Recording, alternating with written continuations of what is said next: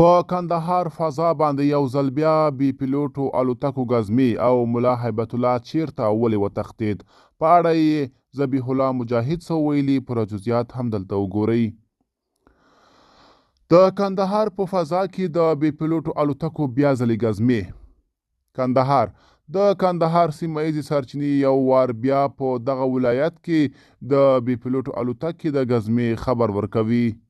سرچینې اشتې څو ورځپاڼې ته منلې چې دغه الوتکه دوشنبې د غویي دریمه له سهار را په دې خوا د کندهار په اسمان کې ګزمه کوي. تر اوسه نه ده څرګنده چې دا الوتکه له کوم هیواده د افغانستان هوایي حریم ته دننه شوې ده.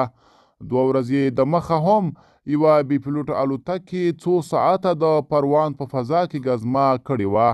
په دې وروستیو کې نیمروز، کندهار، پکتیکا، پنجشير، هرات او بدخشان ولایتونه د بي پیلوټو الوتکو د غزمې شاهدان دي. څه موده وړاندې د طالبانو ویان ذبیح الله مجاهد د نیمروز او کندهار په فضا کې د بي پیلوټو الوتکو غزمې منلې وې.